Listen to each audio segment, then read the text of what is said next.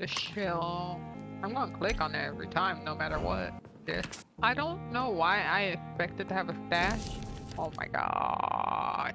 Dear Jonathan, I asked Nurse Crane to secure an office for you on the second floor. Please forgive the austere decoration, but Pembroke Hospital is not exactly the sorry to let you discover your office alone, but I need to sleep a little before going back to work. I'm just a mere mortal, after all. I also gave orders to let you rest and for the staff to never enter your room. You will be able to sleep all day without being disturbed, and work all night without raising any suspicion.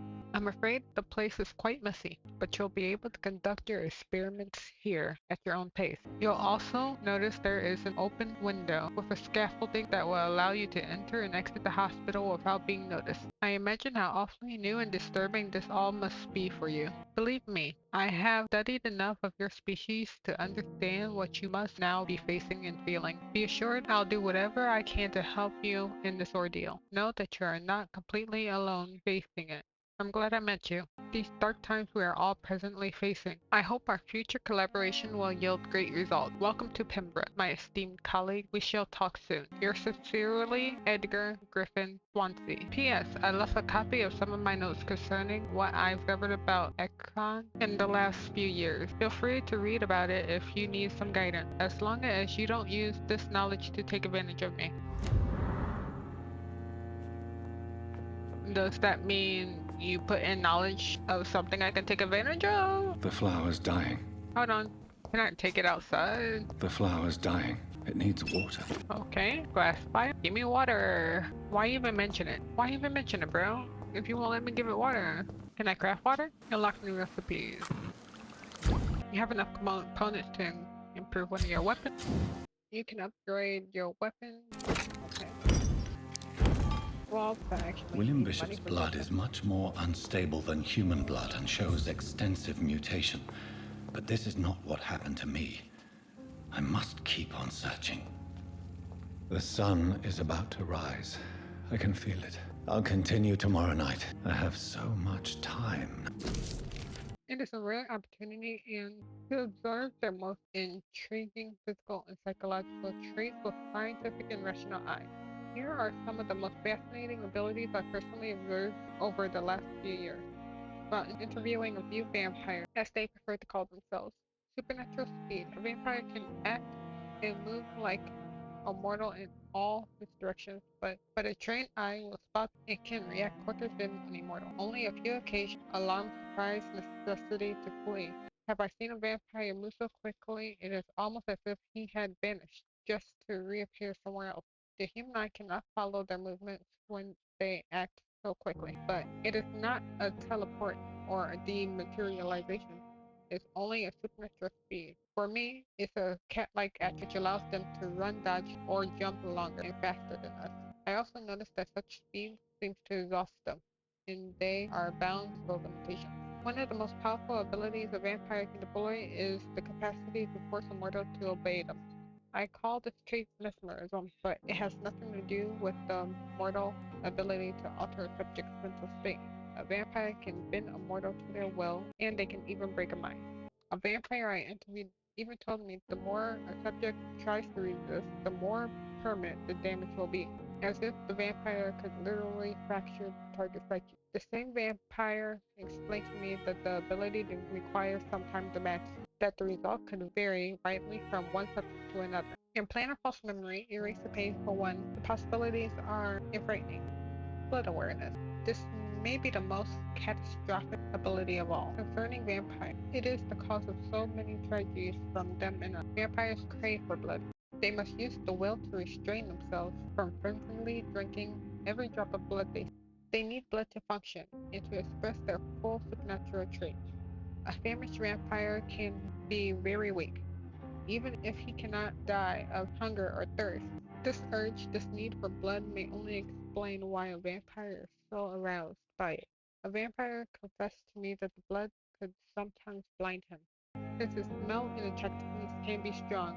When he focuses, a vampire can almost see blood all around him. Inside warm bodies, through walls, on supposedly clean weapons. The same vampire even told me that he can see if a mortal has clean blood or is ill, and that In some cases, he can even sense diseases, infected clothes, or even items in a room. If that is if that is true, it could have so many medical applications it almost beggars belief. So he doesn't want me to mesmerize him. Goodness. Patient Thomas Elwood, male, 28, followed by Dr. Tippett. Well, if I got that.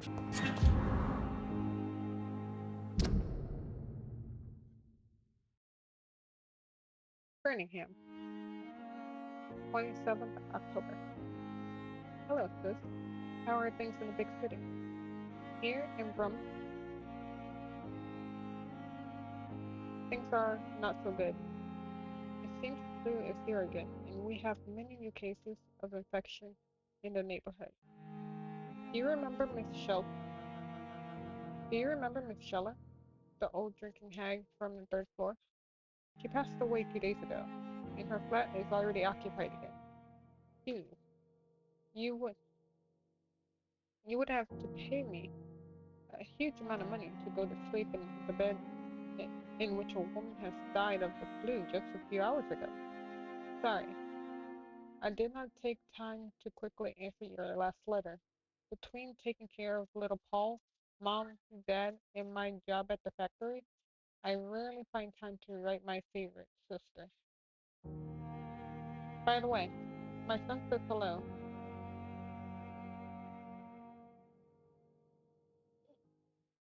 Gee, she would have to pay me a huge amount of money to go to sleep in a bed in which a woman has died of the flu and just hours ago. Sorry, I didn't take the time to quickly answer your last letter. Between taking care of little Paul, mom, dad, and my job at the factory, I rarely find time to write to my favorite sister. By the way, my son says hello to his Auntie Pippa. You should see the little bugger. Already driving me mad. And mom says you bring back some of those marvelous cakes the next time you come back home. In your last letter, you told me you had thought about quitting your job at Pembroke Hospital. I have to tell you, Pip, better think twice. There's always jobs at the factory, but wages are shit. And it's as boring as a day without a shag. Oh, I have a new fiance. And no, I'm no slut. You moral bitch, you. So if you really want to quit and do something more useful than counting the dead every morning, maybe you better stay in London and join that band you told me about. The Guard of Private? Something like that. Never heard of them. But if they are, like you said, some sort of civil militia trying to make a difference, then maybe it's a good choice for you. Just be sure to let the others go in front. That's how your poor Billy got killed in France, by leading too many patrols. Bloody war. Anyway, come back as soon as you can and give me all the good news before that. I am your affectionate sister, Lucy, Paul, Mom, and Dad. I don't remember if that's the nurse I already met. Yep. Oh. It's locked, all right. I don't know why I am so hell-bent on Steam. It's like they obviously need it, but at the same time, free stuff. I am assured that I am safe here. Like, I need all the supplies I could possibly get. Scowl voices in the garden. I should investigate. If they were to find somebody. Too late.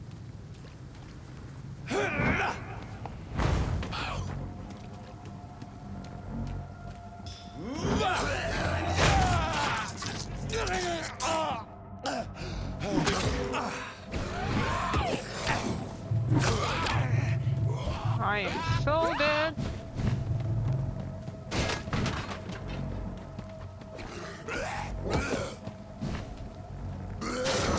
I pressed the button. Bullshit. You fucking asshole.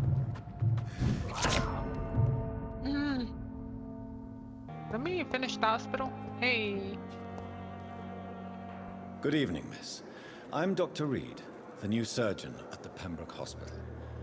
And who are you? Your name has no meaning to me, mortal. You're nothing but dust blown by the winds of eternity. I beg your pardon? What are you begging for, mortal? My clemency? Well, tonight maybe I'm inclined to mercy. You'll never forget the night you met Thelma Howcroft. You keep calling me mortal. Why is that? And if I'm mortal, what are you? Well, Dr. Reed, if you must know, I'm a vampire. Bullshit. I'm assuming you must be a patient here. Am I right, Miss Howcroft? It's only a cover. To hide from my enemies. I can leave whenever I want.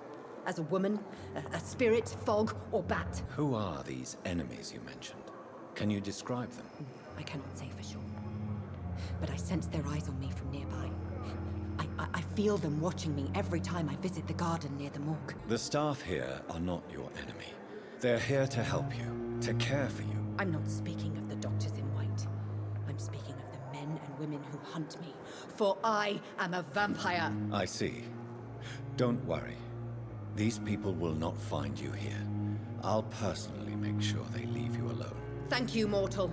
But do not interfere with them, for you are no match for those that hunt me. And why do you believe you're a vampire? I don't need to believe anything. It is what I am.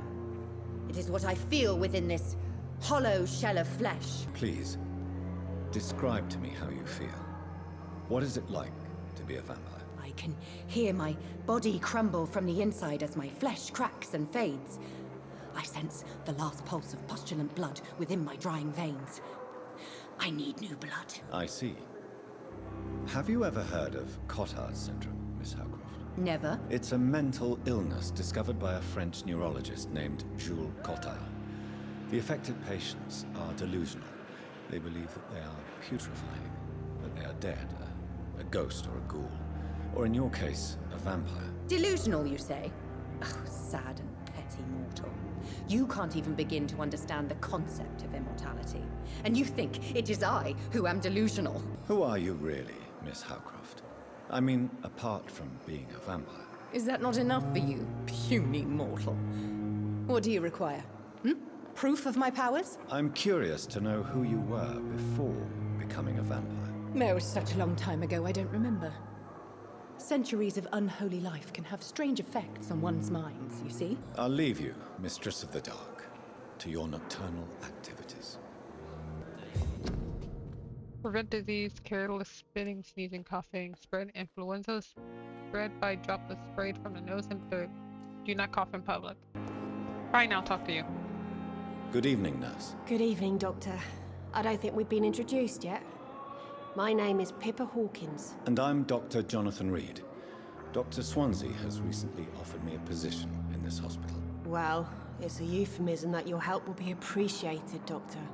So with your reflection. How would you describe the situation at the Pembroke Hospital? It's serious. The flu is wreaking havoc amongst the staff and patients. We are running out of everything. Your voice and tone changed drastically with that question. Nurse Hawkins, the Spanish flu won't last forever. Even the Black Plague didn't kill everyone. I wish I could believe you. But what if this epidemic was worse?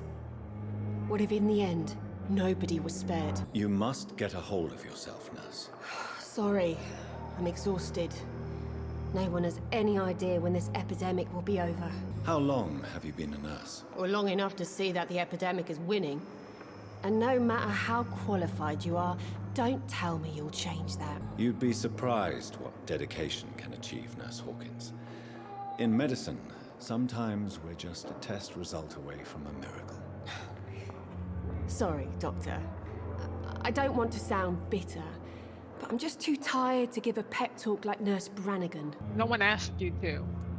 I was trying to pep talk you. I didn't ask you to pep talk me. How is the Pembroke staff coping with the epidemic? Well, not well.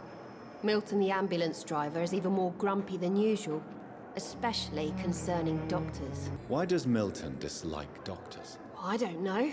Just ask him. But be warned, Milton is not the chatty type. Why is Milton grumpy on a daily basis? Is it just an act? Milton's not the kind of man who's bothered about a bad reputation, whether he deserved it or not. Pippa, are you sure you want to leave this hospital? To become a nurse was a little girl's dream. But in the end, I don't feel that useful. I want more. I want to make things change. You should be proud of what you've achieved. This hospital represents hope for many people in need of help. Maybe you're right. But at the moment, I feel like we're just a cemetery waiting room. Goodbye, Nurse Hawkins. Are you to... Good evening, sir. I'm Dr. Reed. I believe we're going to be colleagues. Reed? Yes, I've been informed about your arrival. I'm Waverly Ackroyd. Welcome aboard, I suppose. Does my arrival inconvenience you in some way, Dr. Ackroyd? Let us just say that I don't particularly share Dr. Swansea's enthusiasm for hiring you. What we need here are reliable professionals, not overrated dabblers. It seems you have bad memories of your military service. I refuse to see this industrial slaughter as scientific progress. War only reveals the worst in men. We can at least agree on something, Dr. Ackroyd. I don't know what you've heard about me, but I have already proved I don't my know value what as a you heard practitioner. about I don't me. question your skills, Dr. Reed, but your motive. Is it money, fame, or are you truly dedicated? And what exactly is that supposed to mean? I served in the war just like you. But unlike you, I did not use the wounded to play the modern sorcerer. Be careful what you insinuate, Dr. Ackroyd. I only want you to admit you used those men to improve your theories. I don't see any reason why I should justify my actions to you. That's true, Dr. Reed. The only judge has to be yourself. The question is, are you judging yourself hard enough? Haven't had too many flashbacks. If you have a problem with me, Dr. Ackroyd, please feel free to tell me. Dr. Swansea has imposed your presence on this hospital without asking anyone's advice. The benefit of his position. But I don't agree with it. I know we've never met before, but I believe this hospital could use all the help it can get. You will agree with that, I'm sure. Oh, but I have heard about you, Dr. Reed. Of course, you can't say the same about me, since I have not wasted my time courting the press. Aren't you too old for such jealousy? It really won't do you any good, you know. Don't be ridiculous, Dr. Reed. A simple glance is enough for me to know you have nothing for me to envy. Oh, you asshole. Since your tenure in this hospital is longer than mine, perhaps you can tell me more about this place. Let's just say I'm tired of the carelessness around me. I have always respected the skills of Dr. Swansea, but over time his enthusiasm has become displaced. Carelessness? Exactly what are you talking about? We're here to save lives. The people who trust us are not volunteering for experimentation. They're here to be healed. I don't intend to run any radical experiments, Doctor. Even if I, as any good practitioner should, express an interest in pushing the boundaries of medical research. Modern medical methods were created through audacity and ego. But there are rules in our line of work, and they're here to protect our patients. Thank you for your time. We'll talk later. Are you... Tilbit? Good evening, I Doctor. forgot. I believe we're going to be working together. Dr. Reed. Dr. Swansea informed us of your arrival, but I could not dare to believe we'd have such good fortune. Such an honor, sir. Thank you. And you are? I am Thoreau Strickland, Dr. Thoreau No, Strickland. you're not him. I'm a great admirer of your work, Dr. Reed. Let's talk Please, about you could you tell me first. something about yourself? It's I'm only a polite. great admirer of your work concerning blood transfusion, Dr. Reed. I run my own experiments. I'm convinced it's the future. What made you choose to be a doctor? I'm not ashamed to admit you and your work have inspired me. I am honored to have the opportunity to work by your side. It's always a pleasure to share scientific and medical knowledge with someone eager to learn. I'll be glad to help you if I can. This epidemic may be the century's most terrible disaster, but I'm convinced that we, as doctors, are the only ones able to defeat it. I based my technique on my mentor's research. He helped me perfect my method. What is yours? I'd rather not talk about it. For now, it's just theories and first approach. My process is purely experimental and unsuccessful. As long as you're cautious and methodical, Yeah. you may remain empty-handed, but you won't fail. You're not the first one to warn me, but I am convinced knowledge is the main weapon against the ravages of this epidemic. Your methods are experimental. During an experiment. Unless you hit a dead end, the method should always be the same while you're experimenting. That way there's no... It doesn't become a variable. You're sus, my dude. What can you tell me about the Pembroke? Well, it has always been an honor to work with Dr. Swansea. But with your arrival, I can't think of a better opportunity to learn about blood transfusion. Do you need help with anything in particular? Well, yes, maybe. I'm waiting for a batch of products I ordered for my personal research, yet my supplier seems to have vanished. Do you want me to play the errand boy for you? Oh no, Dr. Reed. But if you went personally to his shop, what with your reputation and all, he wouldn't dare to refuse the products I need. I see. Well, give me the address, for I may pass by if I have time. See, that's even more sketch. You're a doctor at Pembroke. Why would you need me to go spread my ego around there for you to get what you need? You seem It's so quite fast. optimistic.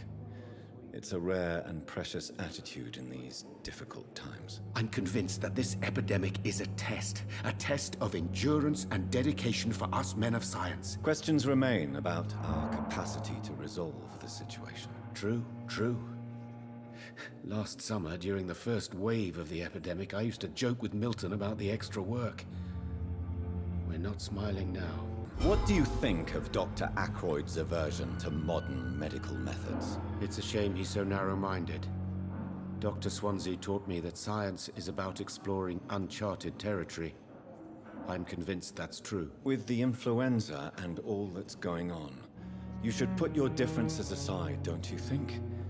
Why is it so difficult to work together? I believe that if Dr. Ackroyd had been the one to discover the transfusion process, he would be the first to recommend its use. So you believe it's just a question of jealousy and pride? Dr. Ackroyd is as proud as he is blinded by his obsolete concept of medical science. Tell me more about your willingness to experiment with new medical techniques. Harvey Fiddick is a patient suffering from a severe injury that could cripple him if not treated correctly.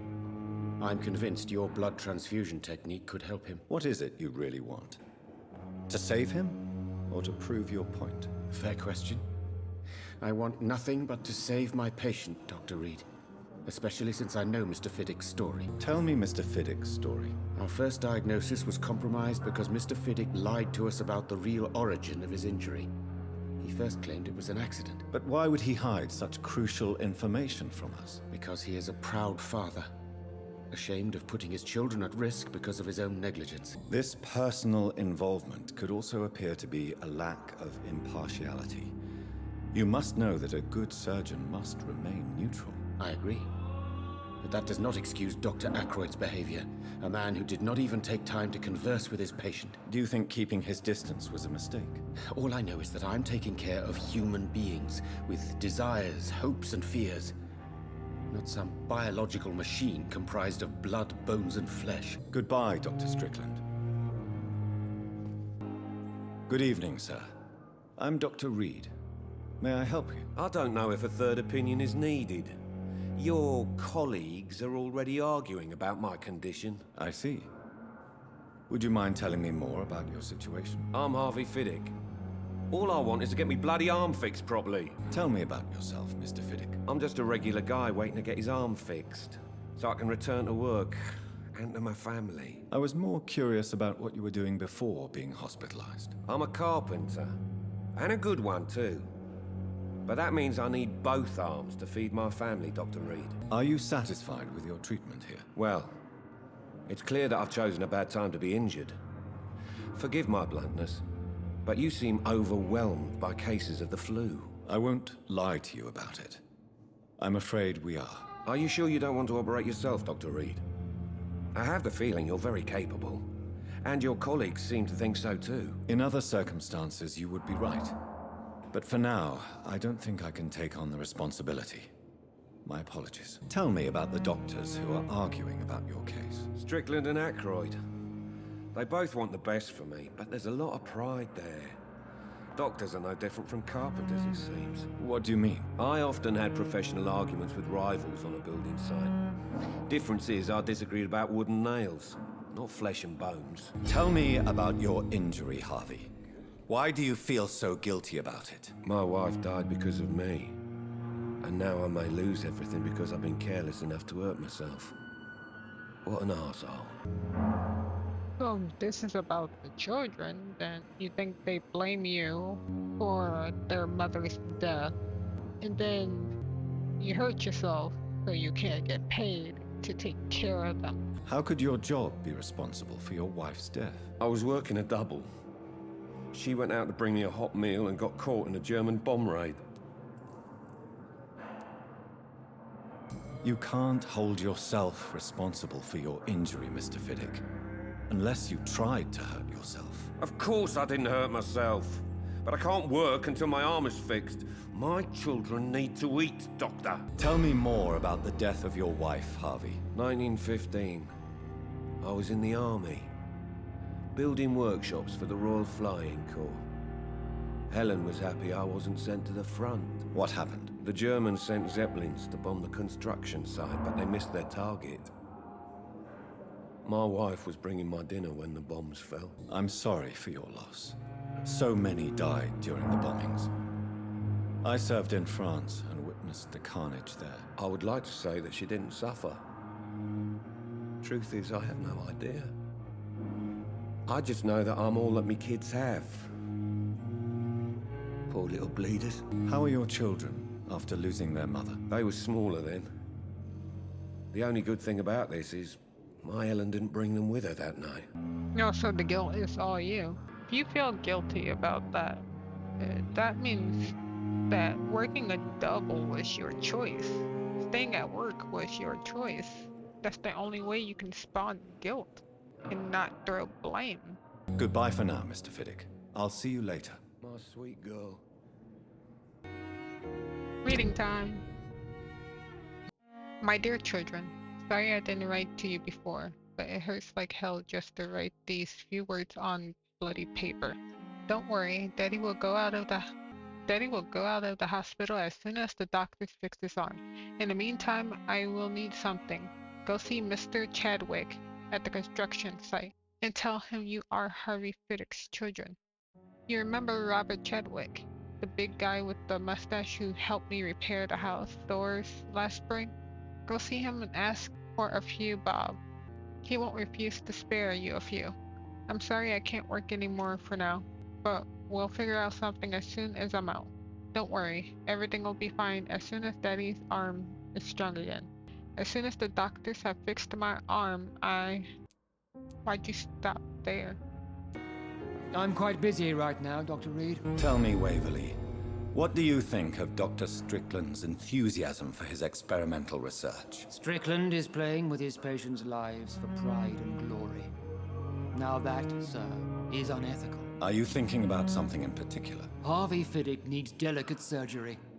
I believe we should stick to the usual procedure, but my young colleague obviously disagrees. Why do you wish to lead this surgery? I strongly believe that Mr. Fiddick should not be butchered to test an unproven procedure. If they already know what to do with his arm, the hospital is already overwhelmed. This is not the time to be testing. If you are going to lead this surgery, I'm trusting you to assume the consequences of your actions, whatever the result. I'm not the kind of man who runs away from his responsibilities, Dr. Reed. There is no need for you to be looking over my shoulder. And are you not afraid that your rivalry with Strickland may be blinding you? Rivalry? I guess you could call it that. But I will never be childish enough to let my personal feelings affect my judgment. Did you just hypocrite yourself? Thank you for your time. We'll talk later. Good evening, sir. Can I help you? Unless you're here to fix my face. No. I don't think you can help me. I'm Dr. Reed. I've recently taken the position of head surgeon here. War injuries, am I right? You guessed right, Doctor. German shell took my pretty little mug right off. But they still call me Thomas Elwood. How is your stay with us, Mr. Elwood? Oh, it's bliss. I just escaped death in the trenches to be surrounded again by the moans of the dying. Can I ask you precisely why you're a patient here? It's the pain, sir. The drugs don't work. It just hurts under the scars, if you get my drift. Who is treating you? Is someone in particular looking after your case? Nobody since the old and tired doctor spoke to me. Started to think I was forgotten about. Wouldn't blame you. You don't seem worried by that. My face hurts so much more when I smile or cry. I've learned it's easier not to speak. But be assured I'm smiling inside. Can I do anything for your pain? Nurses gave me a bunch of pills. No effect. Told you. It's like the flames are under my skin, burning away. Why do you feel responsible for the injury, Thomas? What really happened? I wasn't disfigured by any German shells. It happened during my leave. It was an accident. Why lie about it? Come on. It's one thing to come back disfigured by the Germans, and it's another to get injured in an accident that could have happened to anybody. You know you can't hide forever. One day you'll have to face your loved ones. Until that day, you have no chance of real recovery. My friends all died in the trenches. It's shameful enough to be alive with these stupid scars. I don't want my children to see me like this. Tell me what really happened then. I went with a whore in Rouen. Dead drunk I was. The hotel was a shithole. There was a fire that night. Did you start the fire? Were you trying to avoid going back to the front? That's not uncommon, you know. No. It's just that I was asleep when the flames reached the room. The girl was long gone. Bitch never woke me up. Left me to burn. Where were you stationed, sir? Did you serve for long? I really don't want to talk about all this shit. No offense. I was pushing too much.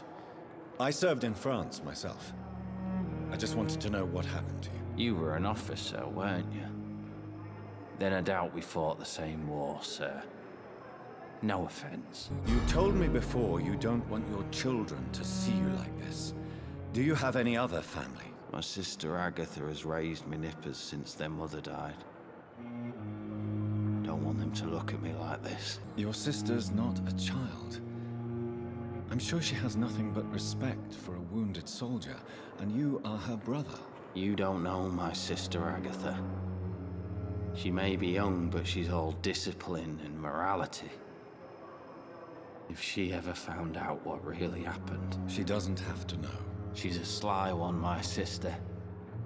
One day she'll find out the truth and knock 7 bells out of me. Nah. I'm better off here. But wouldn't she find the truth anyway, whether you go or not? If she has her ways, she would know you're here. How could children despise their father injured in the war? What do you think? They saw me. Once. My poor angels left the room crying. They keep on having nightmares every week, my sister told me. You're telling me the last memories you want them to have is the memory that gave them nightmares, the shock of seeing you? How close are you to Miss Horcroft? Are you aware that she thinks she is a vampire? To wait for her next nibble is the best reason to stay here. Every time she approaches my bed, she treats me like something tasty. A normal person. Aren't you afraid? She may hurt you if the game goes too far. She's quite harmless, I can assure you. Her head's broken inside is all. While I'm busted on the outside. But she's still beautiful. Living proof that there's hope for me. Aw, is he falling in love? So do you let her bite you? You know that's not sanitary. And why not? She's only supping a few drops of my blood. And the pain, it's real for once. She could decide to bite less willing patients. Then it's another good reason for me to stay here, Doctor. You do realize she's mentally disturbed. It's called the Cotard syndrome. She truly believes she's a vampire. In her madness, she never refers to my scars. And frankly, if I could, I'd join her world. It seems much more fun than the real one. Goodbye for now, Mr. Elwood. Good evening, Mr. Hampton. How do you feel? Dr. Reed, is it? Oh, sir, I must apologize for my behavior. What do you mean? I was not myself in the factory. Fear and exhaustion made me say awful things to you, I'm afraid. Did You you? remained perfectly nice and polite. A little delirious, perhaps. Yeah, like I said, But I who don't wouldn't be remember after that. enduring an abduction? Thank you, Doctor. That's a relief. Now all I need to do is rest and return to my flock. How did you end up in William Bishop's den? I had received alarming news about his recent behavior. I went to his place and he refused to let me go. Why did he abduct you? William was an alcoholic. His addiction suddenly changed to blood. I don't know why. Just like a patient I met here. This Miss Hawcroft. You dared to enter this awful place alone. You're a hero, Mr. Hampton. Or a fool. I'm just a man trying to help his friends, Dr. Reed. William Bishop was a conflicted soul, searching for light. What is the general situation in the East End docks? The situation has always been tough, with a lot of tensions between the gangs and the Dockers Trade Union. The Wet Boot Boys are very nervous since they lost their leader. Who leads the gang now? Since Clay Cox went missing, it's his wife Edwina who runs the show, with the assistance of her minion, Booth Digby. Has the gang been threatening you? Ah, no. I've had this nickname for so long, you know, the sad saint of the East End. No one dares to bug a saint, not even criminals. Do you know Tom Watts, the bartender from the Turtle? I met him before I found you in the canning factory. Tom? Yes, of course. Always the helping hand, good old Tom. Without men like him, corruption and despair would have wiped out the East End long ago. Who should I avoid in this part of town, then? Any particularly evil figures? Not really. Most men and women are just doing their best. And it's not my habit to speak ill of people I know, Doctor. People are still in despair. How could it be otherwise? The authorities have left us all to rot in this contagious nightmare. No drugs, no advice, nothing. It's a damn shame. How do you feel, Mr. Hampton? Medically speaking, I mean. I feel exhausted. Beyond exhaustion, actually. William drank so much of my blood in his madness. I feel empty. You're in good hands here. Dr. Swansea is well versed in blood transfusion, and I'm sure he'll take the best care of you. Thank you, sir. I believe all I need is rest. And then I can go back to the people who need me. What do you do for a living, Mr. Hampton? I can't help but notice the cross around your neck. I manage a night asylum for the poor and homeless of the docks. And I try to guide the lost and hesitant on the right path to our Lord. I'm not gonna. Are you a priest, Mr. Hampton? A deacon, maybe? Not at all, Doctor.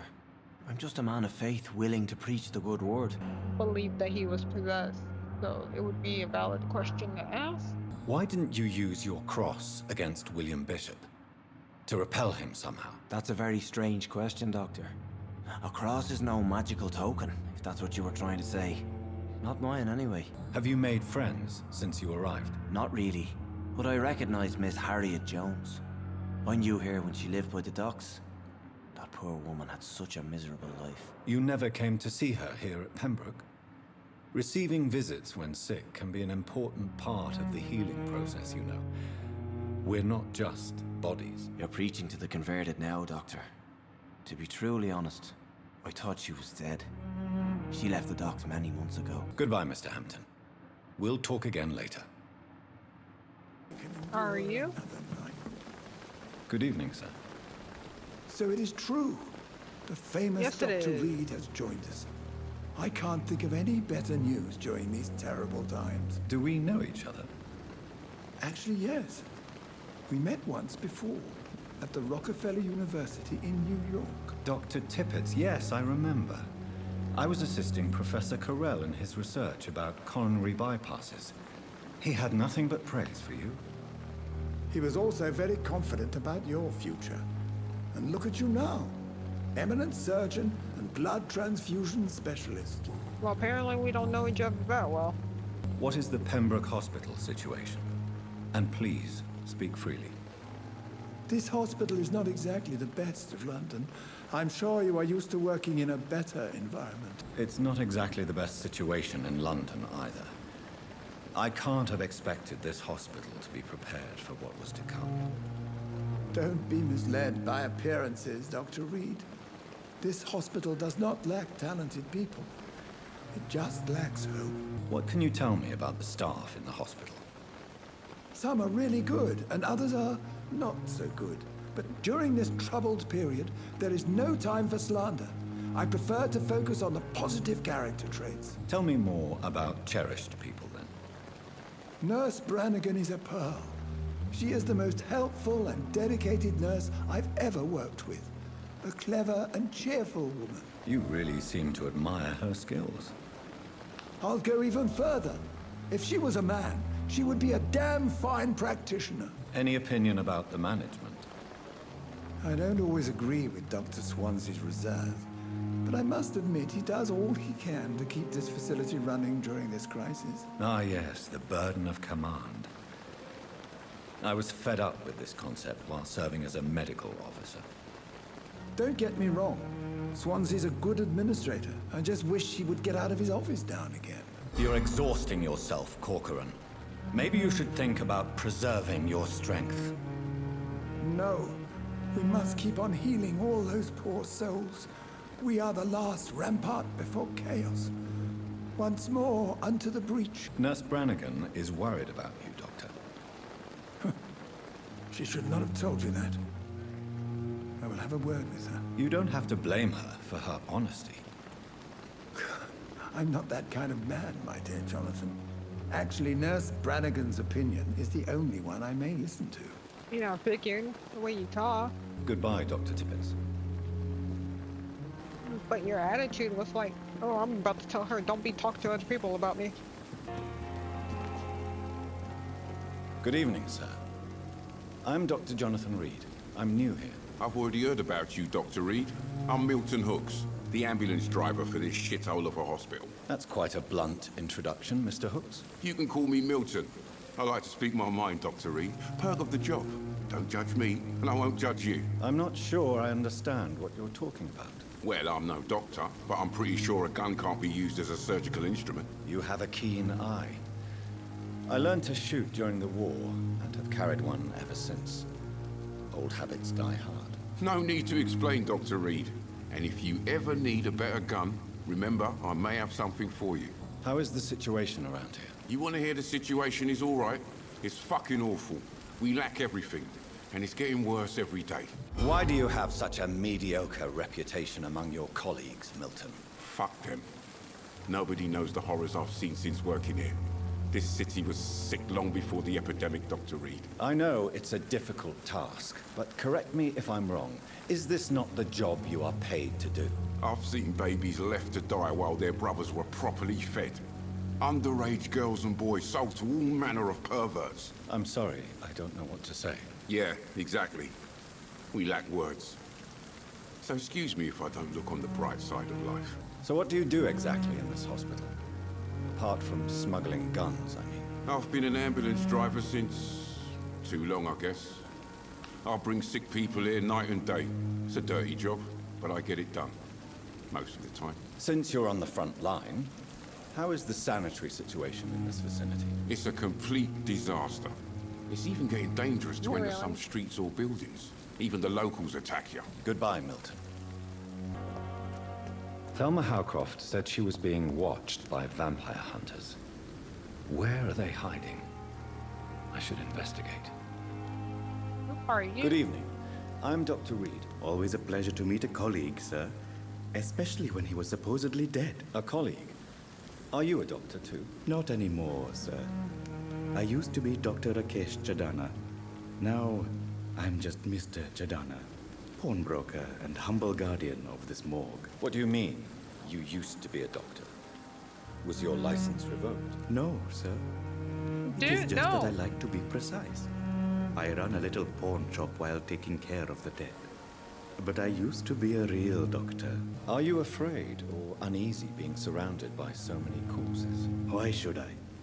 These bodies are empty vessels. Flesh left to decay. Poof. No soul anymore. All gone.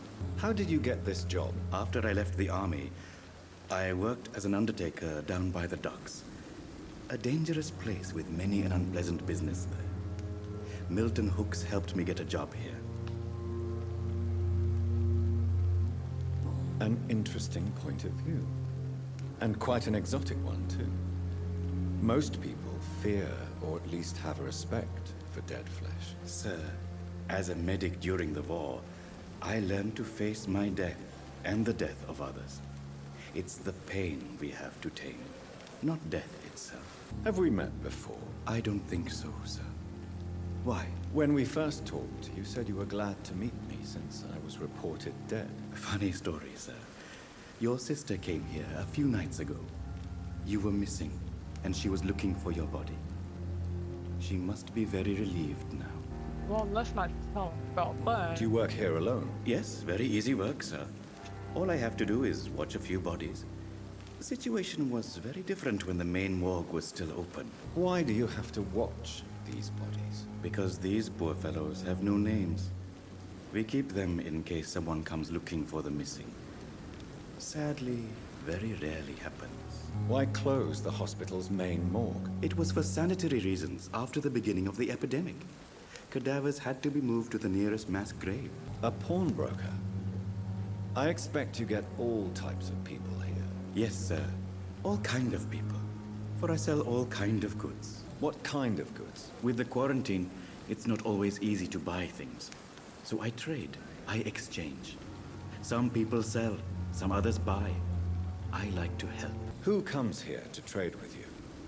It's very unhygienic, even unsafe. Oh my god. Diseases can spread. For the customers, for the hospital. I'm very cautious, sir. I've been a doctor, remember? And all my clients are good people. In fact, I think I only know good people. Since you're not afraid of dying, do you believe in life after death, Rakesh? No. I believe we must do all the good we can while alive. For our time is short, and the obstacles are endless. Do you think you would enjoy immortality as a concept? I don't think so. Don't mistake me. I love life, and I'd like to live a long life. But everything has to decay, sir. Even goodwill. Do you really believe goodwill cannot last? As I said, sir, everything decays. If I was to never die, goodness, I would be bored or worse. And I like to be helpful, sir. Quite depressing, wouldn't you say? Yes, but the good news is we'll all die before losing our humanity, sir. So you're ready to die? No, I am not. I don't fear death, for I won't see it. What troubles me is the pain my death will inflict to those I know. You're a wise man, Mr. Chidana. No, Dr. Reed. I am a foolish man.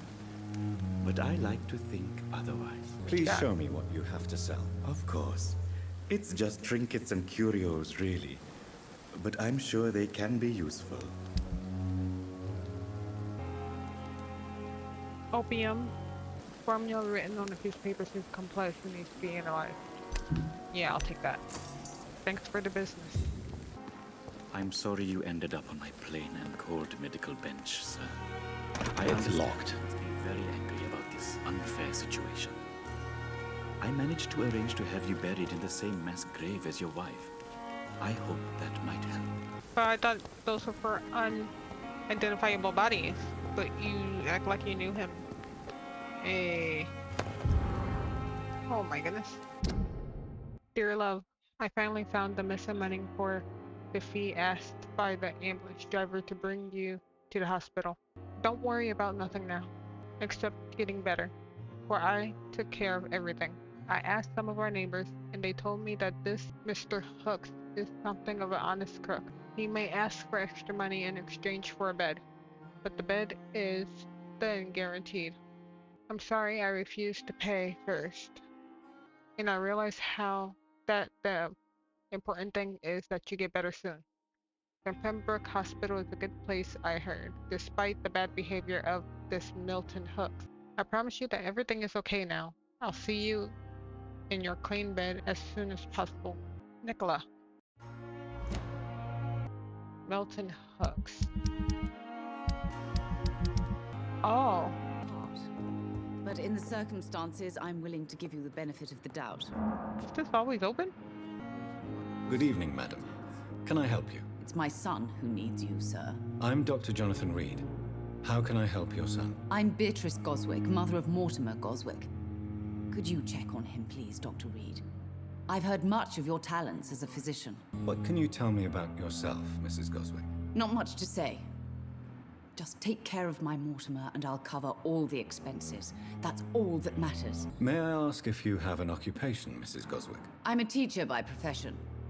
I teach young women who are more ambitious about their futures than their families. Are you really that rich? Most of the patients here are of a more humble origin, if I may say so. Yes, thanks to my husband. May he rest in peace. I can cover any needed medical expenses. What do you think of your reception here? Any complaints? I have had the uttermost reservations about this hospital since we arrived. But we had no other choice, considering the state of emergency. Is there something in particular that's bothering you? Some of the staff were not especially welcoming. I suspect they're not accustomed to dealing with patients of such social standing. Tell me more about your arrival at the Pembroke Hospital. What gave you such a bad first impression? The ambulance driver was quite rude, for a start. And that nurse, Miss Hawkins, seems to have quite a dubious attitude. What do you mean? She managed to secure a bed for my son despite the epidemic. It was a relief, but it wasn't cheap. She charged you for a bed? Yes, and I paid without question, considering the urgency of the situation. We did say we were full and to go home, but yet you're here. I share your concern, Mrs. Goswick. Be sure that I'll talk to the people involved. I don't expect compensation, Dr. Reed. But I'm aware such behavior would not be tolerated in other hospitals. Goodbye, Mrs. Goswick. Oh my goodness, Good evening, get out of the Dr. way. Good evening. But in the I'm Dr. Reed. circumstances, I'm willing to... Can I help at all? No, Really?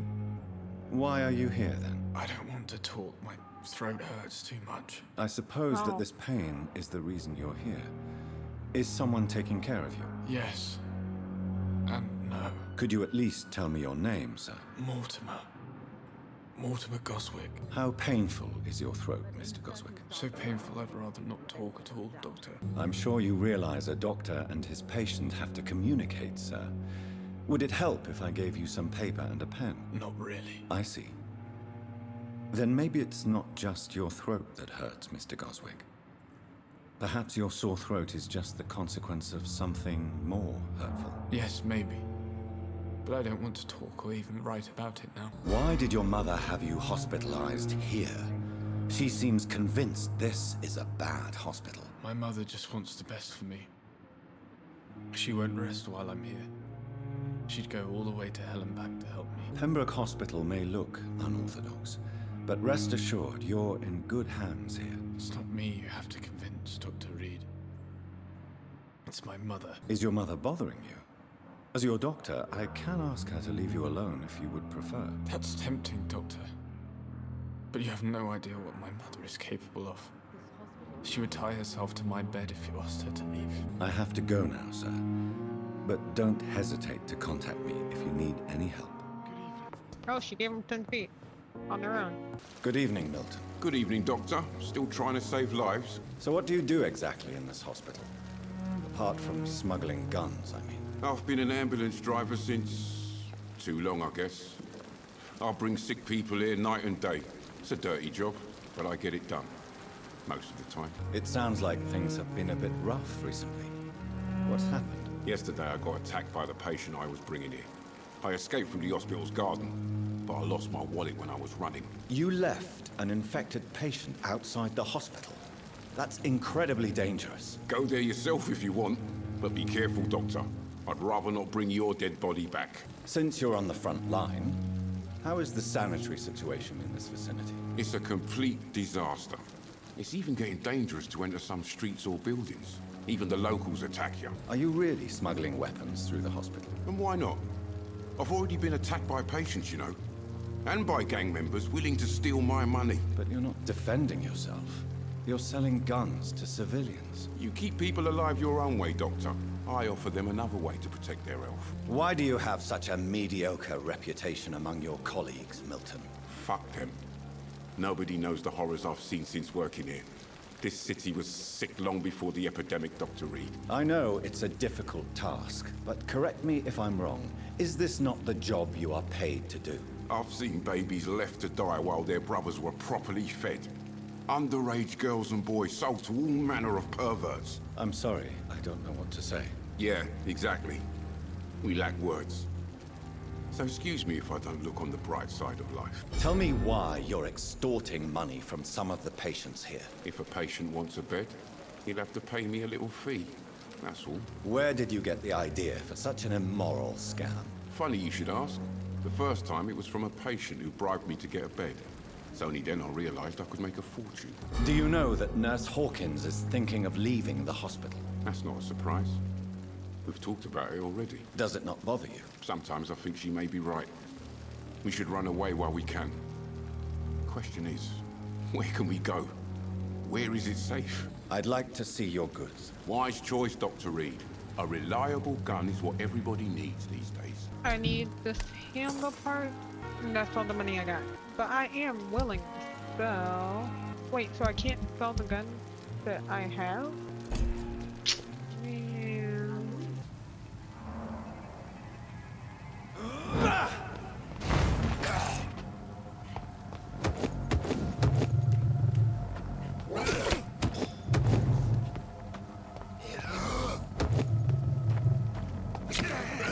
Oh, fuck this.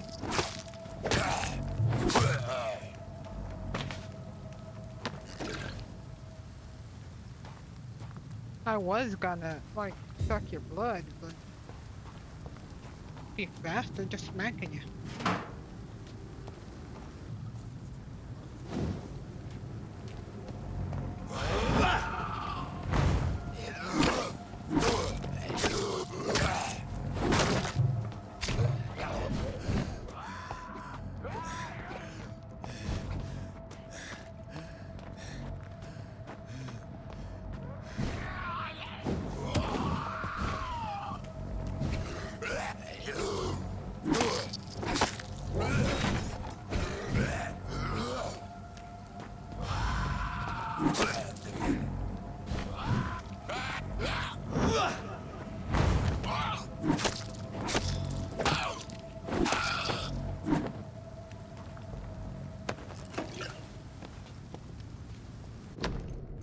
A photograph of smiling and loving couple with a few words written on the back.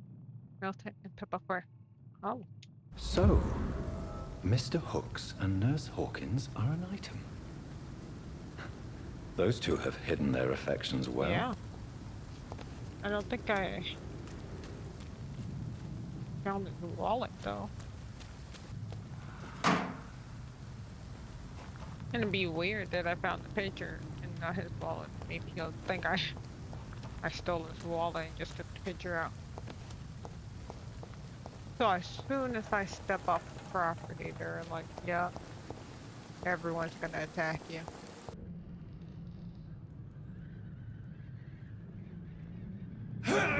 Leech!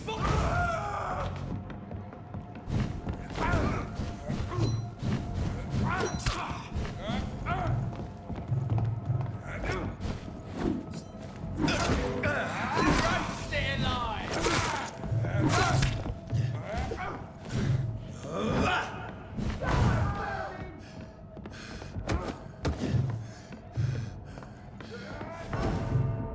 God. Oh.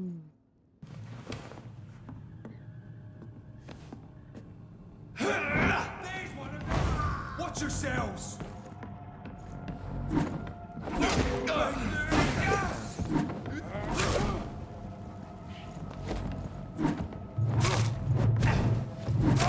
He's done for!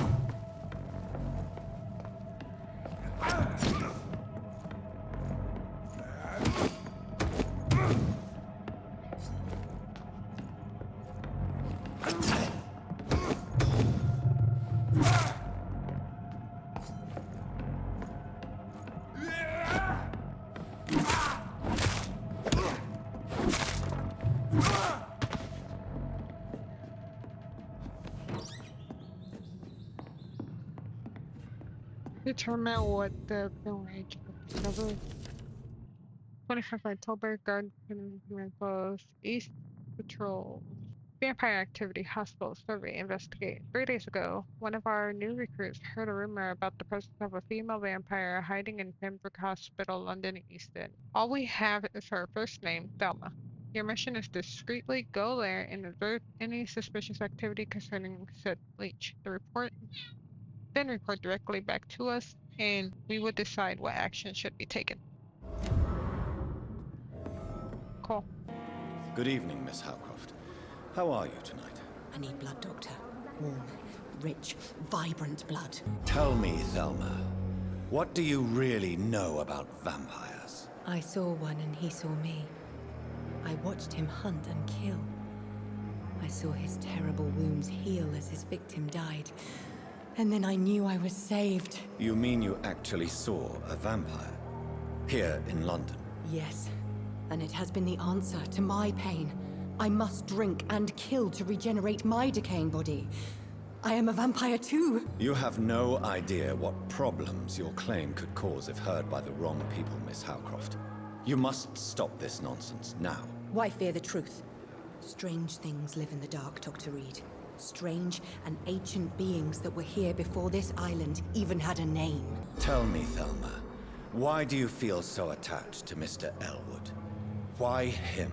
I'm not sure, Doctor. I think we have a bond of some sort. We've both suffered so much. He's the only mortal I find interesting. Do you plan to make him a vampire too? Of course not. How could I inflict my curse on anybody else? I'm not that cruel, Doctor. Would you say you and Mr. Elwood are romantically involved? No. No, Thomas is a delicate soul. Even though he disguises it. But I am not the woman he needs. No, for I am a vampire, Doctor. I'll leave you, Mistress of the Dark, to your nocturnal activities. If I'm to stay here until my research is complete, I'd better learn to hide my true nature from the mortals. But what about my thirst for blood? I said something about a window with a scalpel thing that I can jump out of, but I guess not. Oh. Hi? Doctor... Yes, Nurse Crane? How can I help you? I'm so sorry. I know Dr. Swansea wanted you to rest, but we have somewhat of a crisis. A crisis, you say? Our supply of antiseptics is nearly depleted. I was hoping there was another box up here, but... What type of hospital are you running? No antiseptics? You have been away too long, Doctor. With the war and now this epidemic, supplies have been running scarce for months now. I may have a solution. In France, during the war, drugs shortage was a daily problem, and we had to use our wits to overcome the shortages. However do you mean? If combined correctly, certain household chemical products can be used in a pinch instead. Now, where's the hospital storeroom? The storeroom? Fat chance. This is the Pembroke, and space is luxury we don't have. Everything used to be stored in the old morgue. Perhaps I should look there first. Where is this morgue? It's the large building behind the hospital. You'll need to go in the back door because it's been sealed off for sanitary reasons. Take this key. It opens a small back entrance at the end of a narrow street. The abandoned morgue behind the hospital. A small door at the end of a narrow street. On my way then. Thank you, nurse. Strange.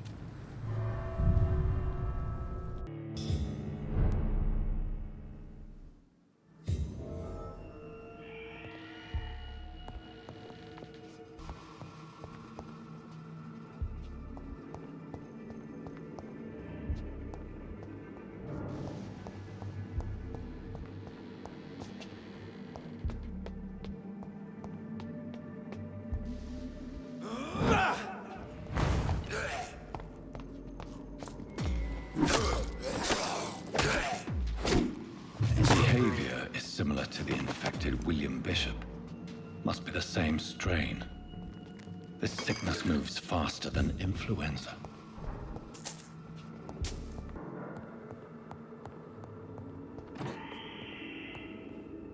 This key will surely grant me access to the basement. Oh, I didn't know I was looking for a key to the basement.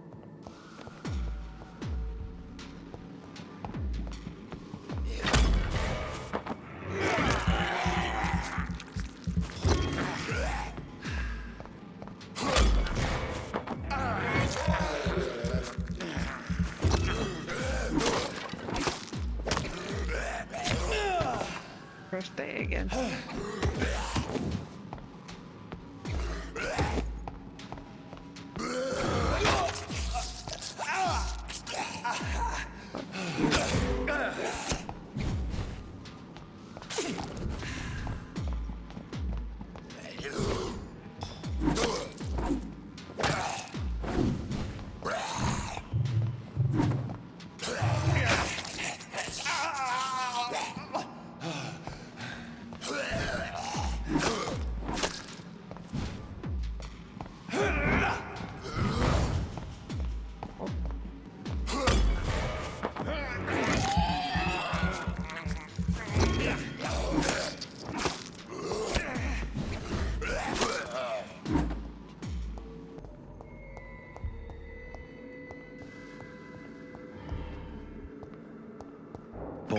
Mars, fortifiers.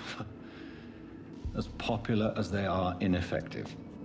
But they do contain iron tartrate, and that might prove itself useful.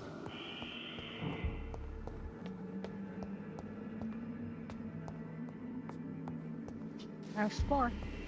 Why do I need a blood sample from a dead body? Interesting.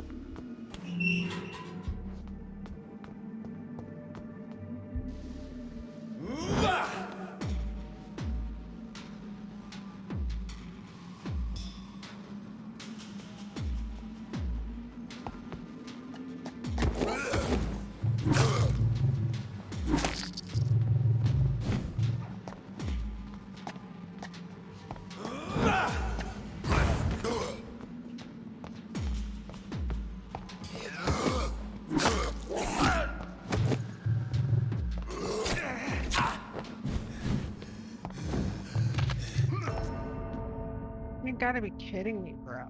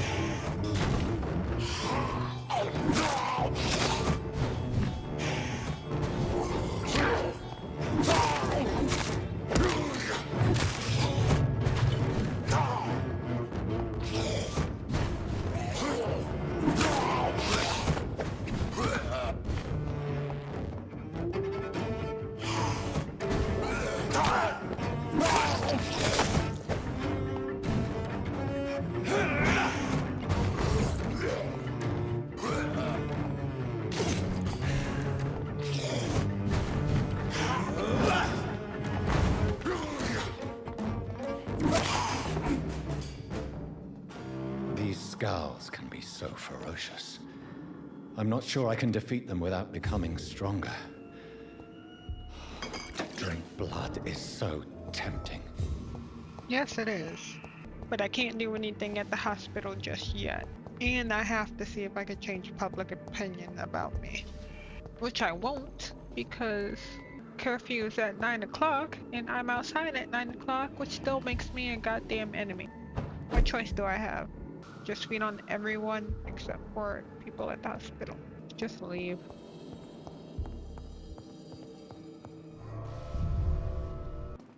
Finally, you've returned, Doctor. Did you find anything of value? Yes, nurse. You've worked your first miracle, Doctor. Now, this patient here needs immediate treatment. Duty calls. When the storm has passed, I'll show you how to mix the remedy yourself with the same basic ingredients. Many thanks, Doctor. When you've finished, you ought to report to Dr. Swansea in his office. He's been looking for you. Seemed pressing.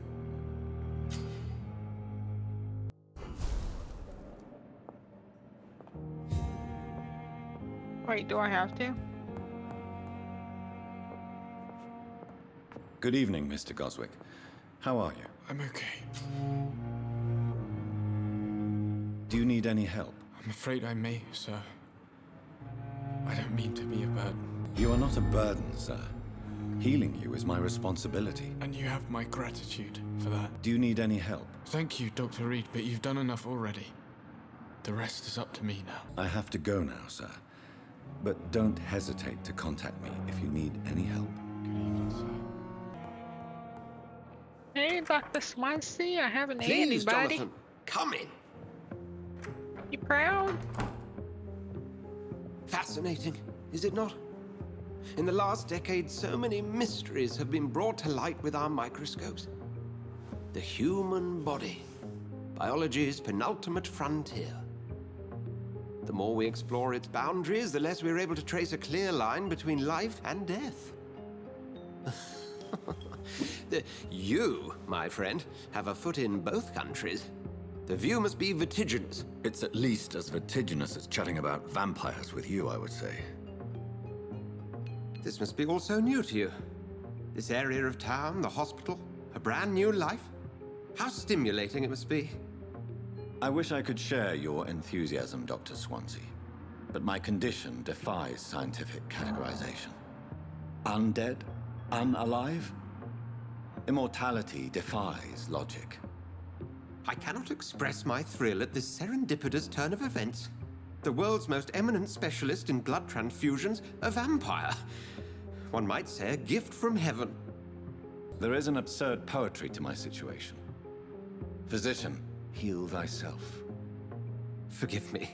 I've been an admirer of your work for a long time, and now you are so much more than a brilliant physician. And please, call me Edgar. There is no need to apologize, Edgar. You offered me sanctuary when I had none. Very well. I have a task for you, Jonathan. Something that will require all your newfound skills. Please, go on. The Pembroke only survives through the generosity of our benefactors.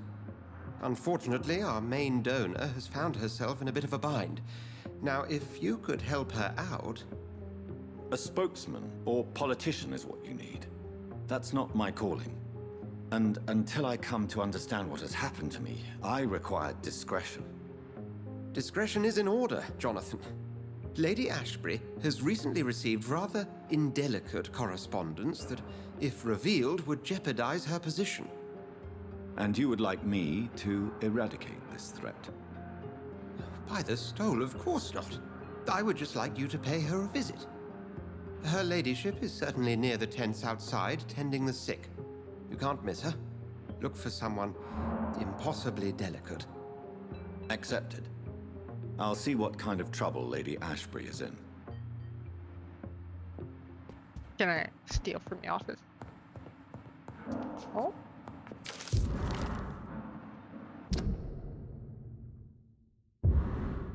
Dear Dr. Swansea, I must inform you of my deepest reservations concerning the Dr. Strickland in Harvey Fiddick case. Mr. Fiddick has been hospitalized after a severe work injury. He may permanently lose the use of his arm if not treated adequately. Dr. Strickland claims that a surgical procedure may save the man's arm completely. I say it may also sever its functions for good if complications arise. Our young colleague is an audacious and daring surgeon who may prove a great professional in a few years. but for now he lacks the skills to perform such a risky procedure. Need I remind you of the mistake he made in the past? Since Dr. Strickland refuses to listen to me, I strongly advise you to forbid him to perform such a hazardous experiment. Very respectfully, Dr. Waverly Ackroyd. I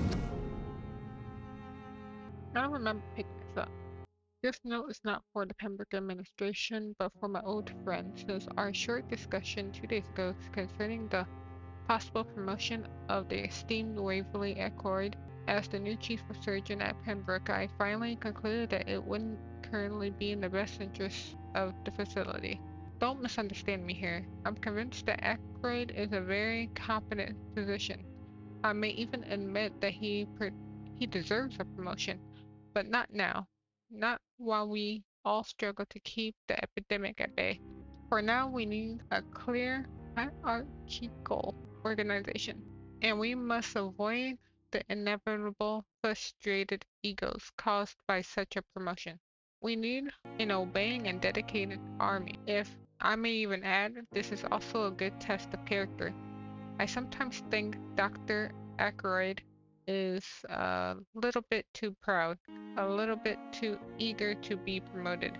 To face a refusal may be a good way of finding how he deals with frustration. You want my opinion? Well, there you have it. I'd be ready to discuss these points directly with our colleague, if he ever wanted me to justify my position on his promotion. Wait, did I fill that position? Nah, I did get my own room though. Can't believe he just let me read his letters, though. Good evening, Mr. Cox. Dr. Reed. Still working at night, I see. I like that. And why is that? People who don't sleep at night always seem more alive to me. More interesting, one way or another. Oh, the drunk guy at the bar. Oh no, that was the guy that I lured under the thing. Do you ever think about that poor fellow I saw you push in the water? The wound he gave me will make sure I don't forget him. It still fucking hurts. Boss had cut me good. That man was determined to murder you. You almost died. What a surprise. The first time I met him, he nearly shit himself. Fucking coward. I guess revenge gives you balls. What did he want? Revenge? I recently had to kill his brother. Poor arsehole thought it would be easy to return the favor. You may be right. I don't want to call him a monster. I'd be living in a black and white world with my judgmental ass. Perhaps you're right. Maybe only the strongest will survive in these dark times. If there must be only one, in the end, make no mistake, I'll be the winner. And you will be drained of blood. Thank you for getting on my shit list. How is your hospitalization going, Mr. Cox? This is a shitty place with shitty staff. And you're on the shit list? Right, I'll be fine. What's wrong with the Pembroke staff? That bastard you sent to bring me here, Milton. I thought he was going to break all my bones before I reached my bed. I see. Any other smart comments? The nurses aren't too ugly. Especially that foxy one, Nurse Crane. Pretty brunette, tough attitude, all like that. What's wrong with the hospital? Come on, Dr. Reed. The place is a dump. Smelly, sad, and dirty. But you're alive thanks to the efforts and dedication of the staff here, aren't you? What are you expecting, a medal? I thought that saving lives was just part of the job. Must be an unsatisfactory profession at this time, I'm sure. You're lucky to be alive, Mr. Cox. I hope you're starting to take better care of yourself. This place is full of sickness and decay. How could I get better in such a dump? Have you heard of any underhand dealings going on in the hospital? Blackmail? That's not my style. Too risky. The black market, though. Now that's where the money is. How long do you think you can escape the law, Clay? I know this city like the back of my hand, Doc. I know its streets, who to pay, who to avoid, and who to bully. I won't get caught. We can't escape the consequences of our actions. The past catches up with us in the end. I ain't afraid of death. I don't hide who I am. I live my life honestly, which is more than I could say for most folks. And who are you, then? I'm the leader of the Wet Boot Boys. One day, I'll leave this shitty place and punch in the face all who thought I would not come back. Thanks for that free information, dude. I'll leave you for now, Mr. Cox.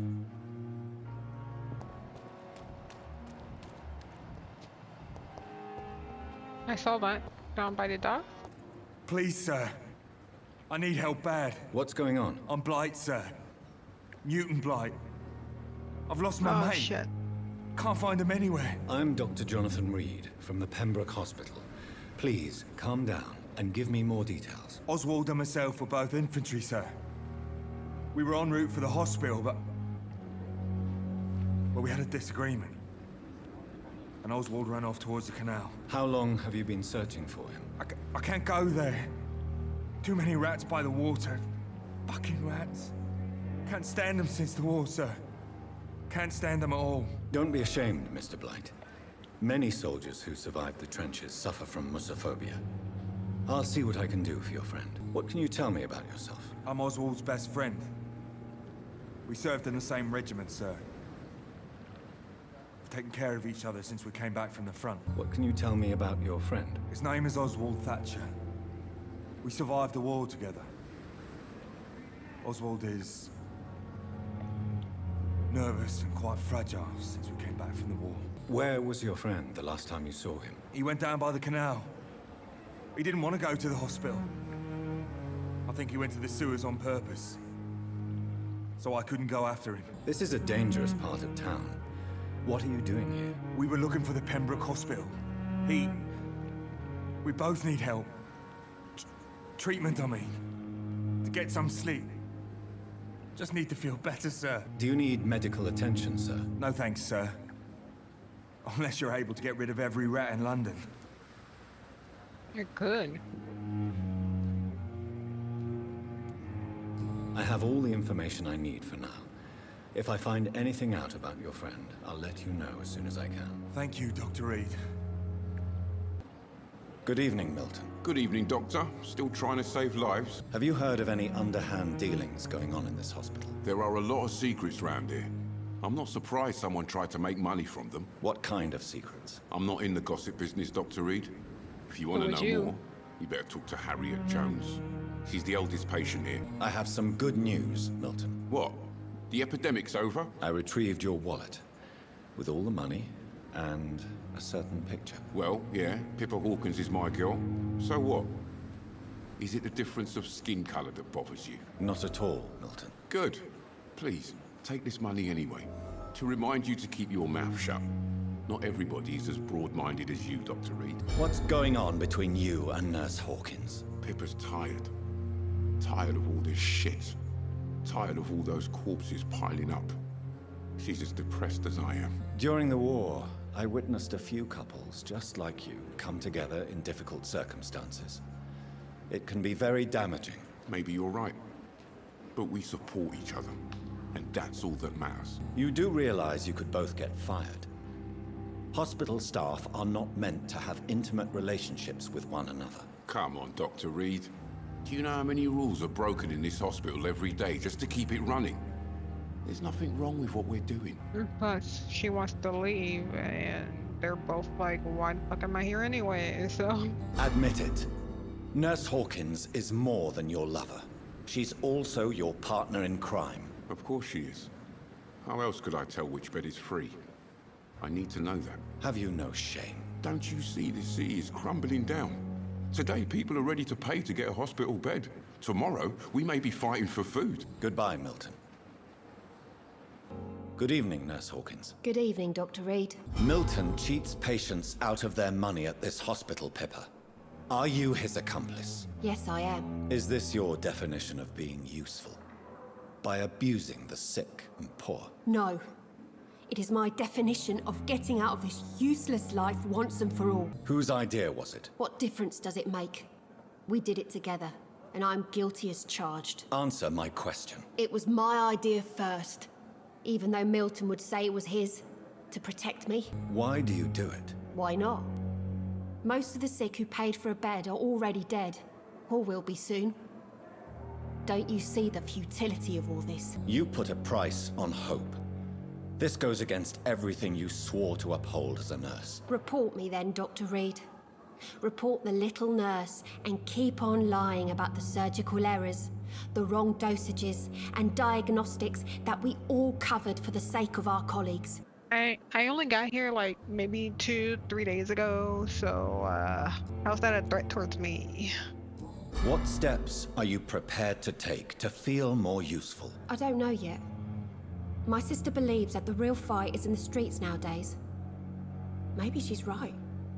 Maybe this is what I must do. And what about Milton Hooks? Does he share your point of view? For Milton, any change means more comfort and more peace. I disagree. If you feel that saving lives is not useful enough, perhaps it means that you've lost faith. On the contrary, my faith has never been stronger. Maybe we are all just too proud to face up to the fact that science cannot compete with God. Pepper, I know you're very close to Milton Hooks. Yes, Milton Hooks is my man. If you want to report me for that, just feel free, Doctor. I have no intention of reporting you, Nurse Hawkins, but are you aware of the risks? The rules say I won't be allowed to work as a nurse anymore. But here at the Pembroke, we break rules all the time. Is he worth the risk? Hey, I'm no perfect woman, and Milton is not the finest bloke, but we do our best to get by. That's all any of us can hope for nowadays. Goodbye, Nurse Hawkins. It's safer here than anywhere else in the East End.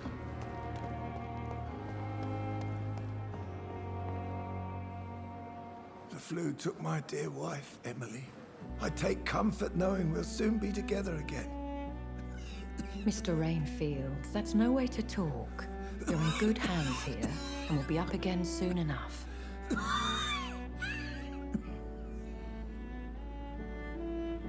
Now do me a kindness and get some sleep. I'll be back round later. Your words are kind, the blessings of an angel. You're the sweet, sweet Lady of Mercy.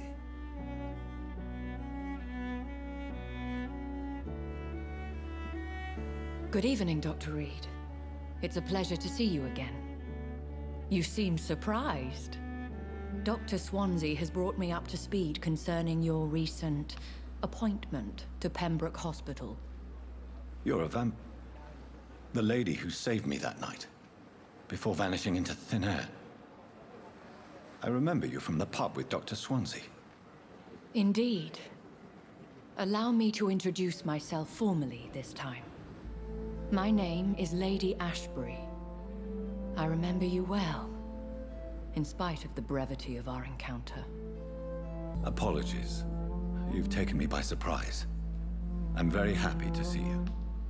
The pleasure is mine, Doctor. I hope you're more disposed to answer my questions now. You must have countless questions, but our rather urgent matter first. Swansea has explained. My cover, if you prefer, has been compromised. Have any of the patients given you trouble? These poor souls have so little left to live for. I do my best to ease their pain. The world would be a better place if it were cared for by women like you. You make me blush. I am simply a necessary evil. Dr. Swansea has commissioned me to be your agent in this matter. You could start by explaining what's amiss. These past insufferable weeks, I've been the victim of extortion. I've made a first payment, but the blackmailer grows greedy. I must refuse his most recent demands. Who would be so foolish as to threaten you? A kindred spirit. Even if it were the case, and I highly doubt it, a vampire would have asked for something more valuable than money. My suspicions lean toward a patient or their family. If we're dealing with an ordinary criminal, surely you've the means to deal with it yourself, if I may. As immortal tradition doth dictate, all fangs and hypnotic eyes ablaze, the blood would run like a river. That's what I hope to avoid. Violence has a tendency to spiral out of control. What are your expectations? Please be precise. As the newly appointed surgeon of this hospital, you are in an excellent position to ask innocent questions and deftly learn the identity of my blackmailer. Please continue. Every detail is essential. I'm your man. My embarrassment in this matter is eclipsed only by my shame at having put the hospital at risk. The threat from our anonymous scoundrel is clear. A list of dates. My visits coinciding with the dates of suspicious patient deaths due to massive blood loss.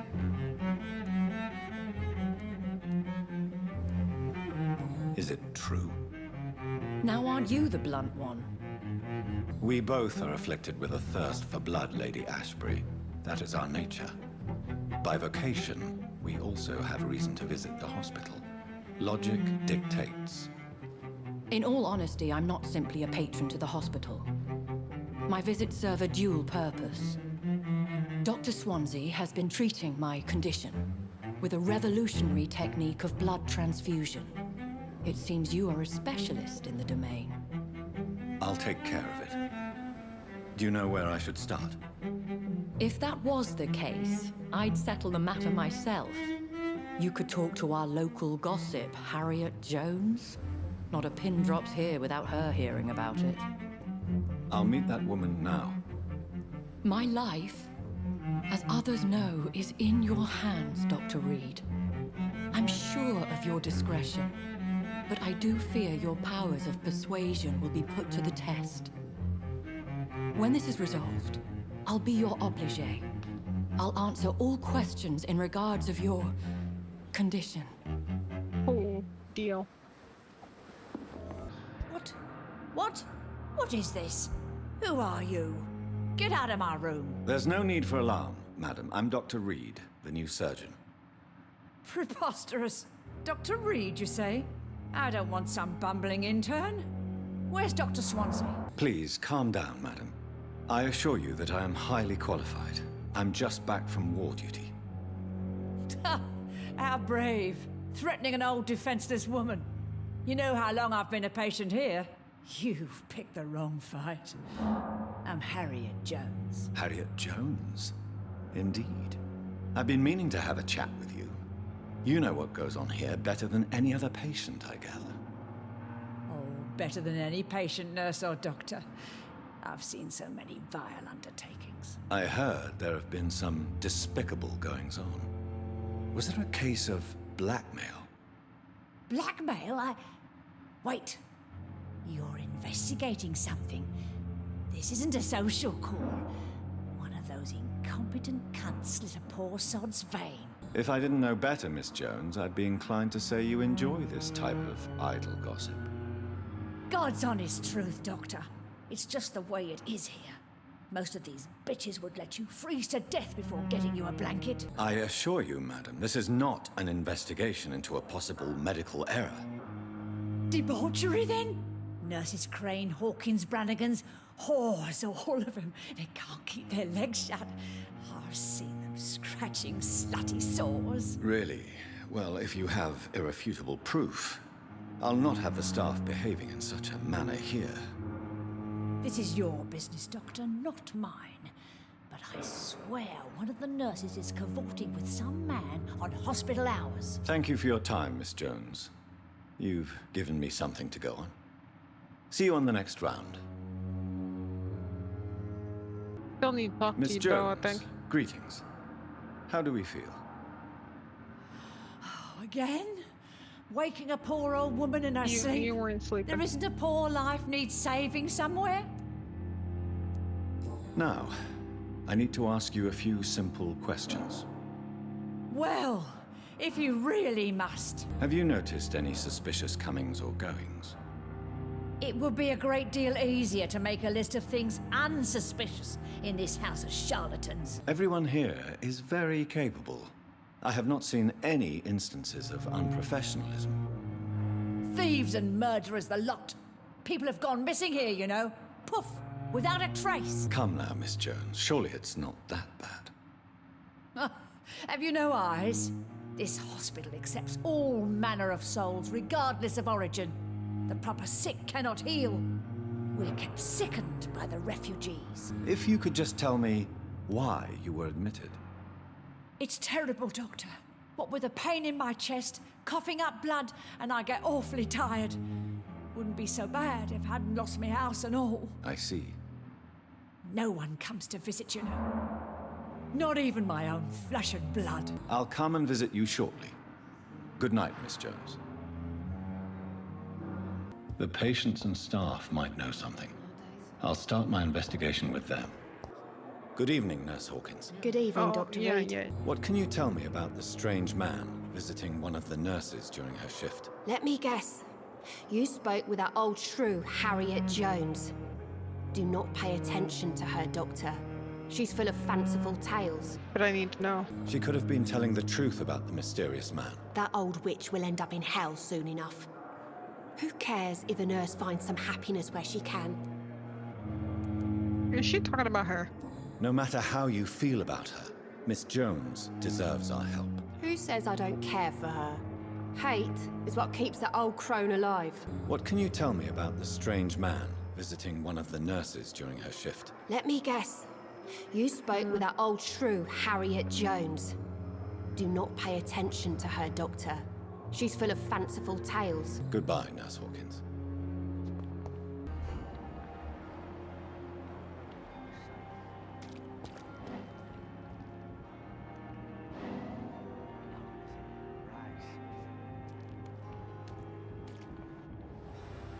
You're sure you don't come back with me?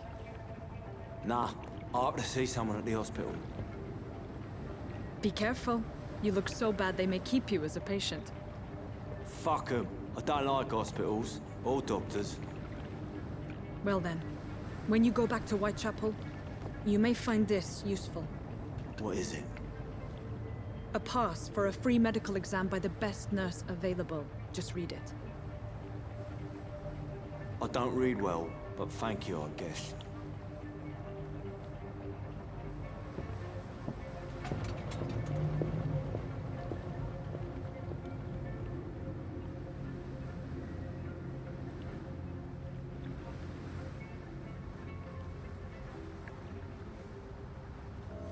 Okay.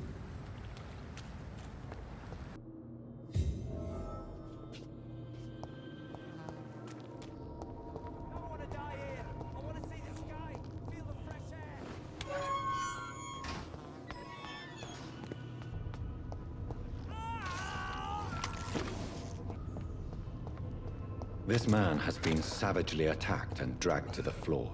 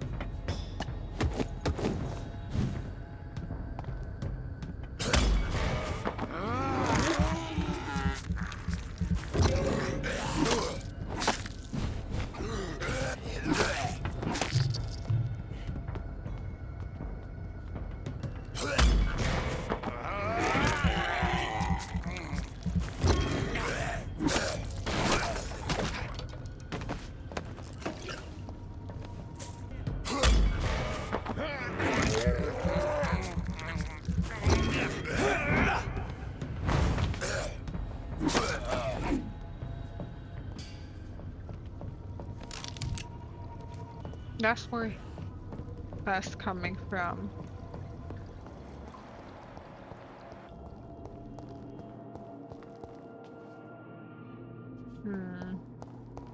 That might be a boss fight.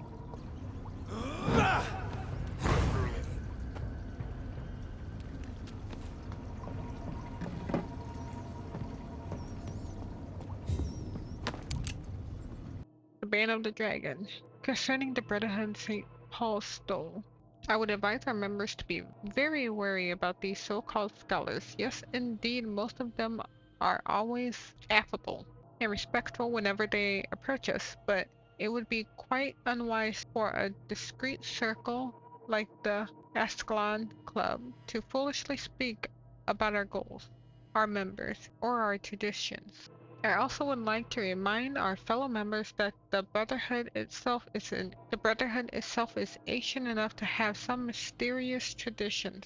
One of them, according to some informants, could be the ritual of the so-called Band of the Dragon. It seems that in certain conditions, when the Brotherhood of St. Paul find a violent or bloodthirsty immortal, they call upon him this bane.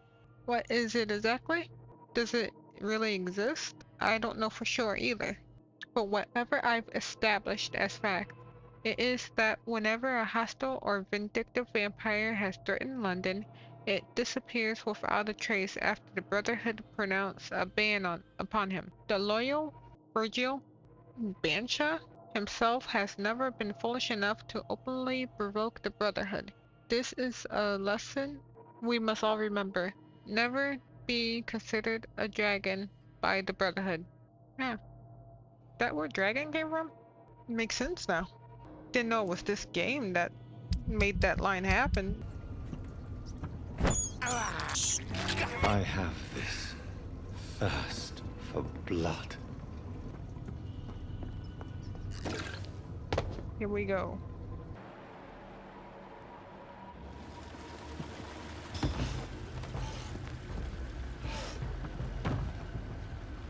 Ooh, you might actually.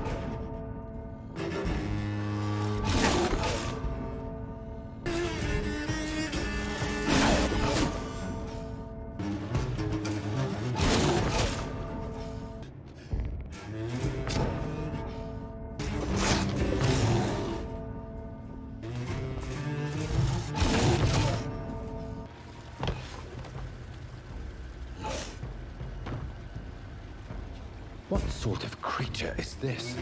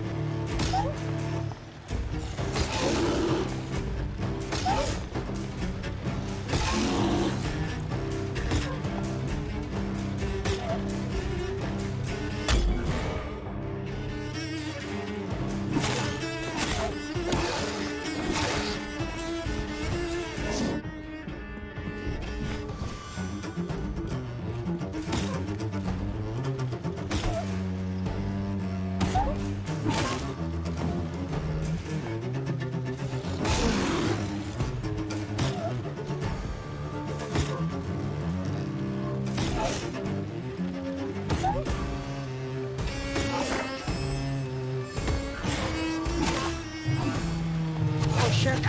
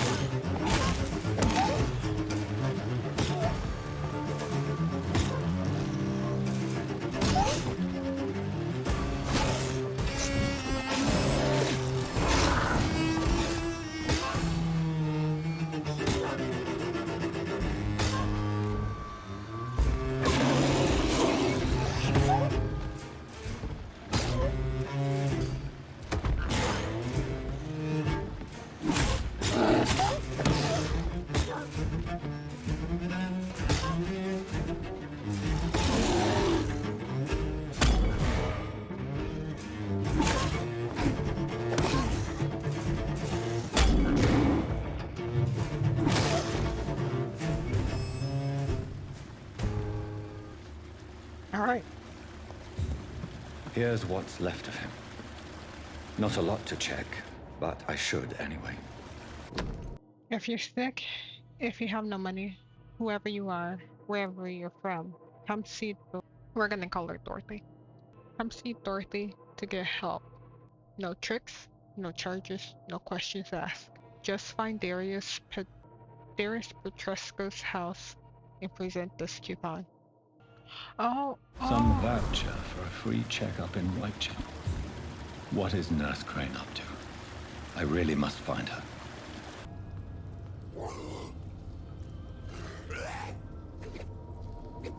Can't breathe!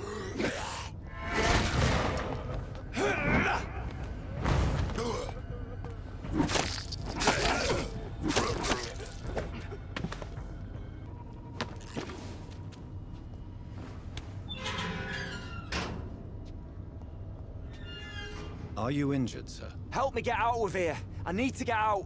I'm Dr. Reed, and I'd be glad to help you, but you must calm down first. Please, take a deep breath and tell me your name. Okay, I'm Oswald Thatcher. Please, I need to get out. Mr. Thatcher, your friend Newton sent me to help you. Do you remember him? Yes, I do. Good. Now leave this place and enjoy the cool night air. It's quite invigorating. I'm sure you'll feel better if you do. Oh, that's it? I don't think I need to go back the other way. As long as he goes the right way, he should be safe. I actually need the rest. Whoops.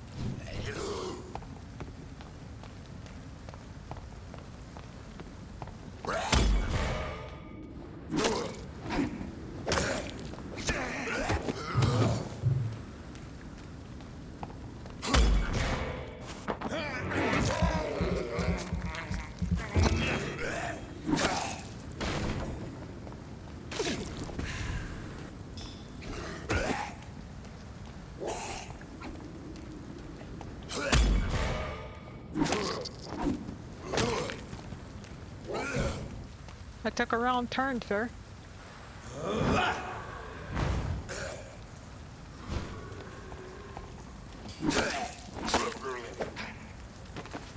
So did you.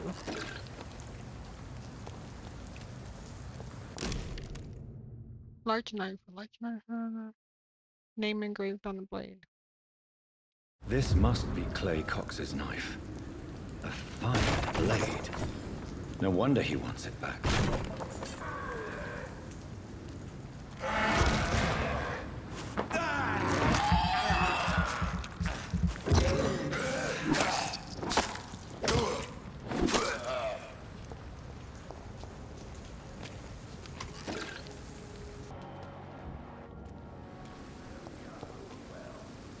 Hey, Doc. I have found the gift from your wife. In that case, you'll be properly rewarded, Doc.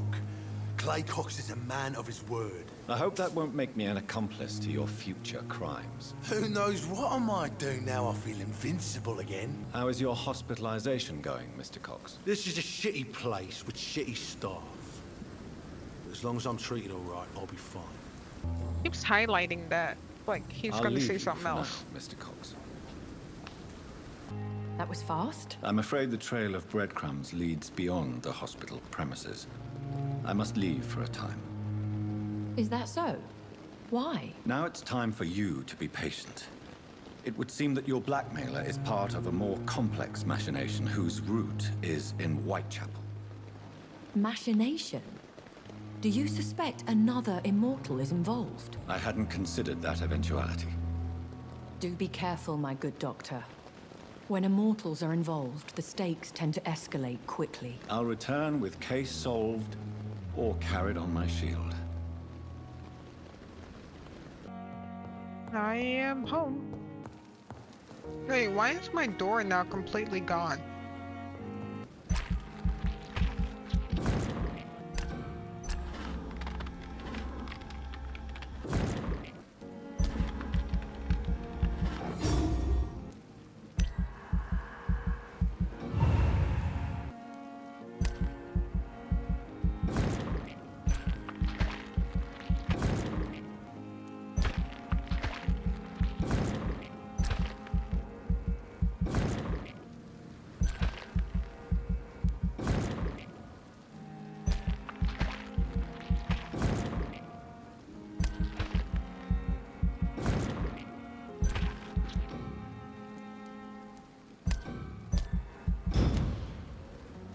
All right.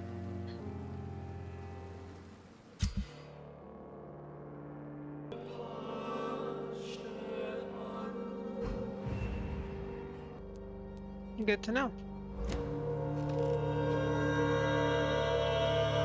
And I guess that should be it for the tutorial.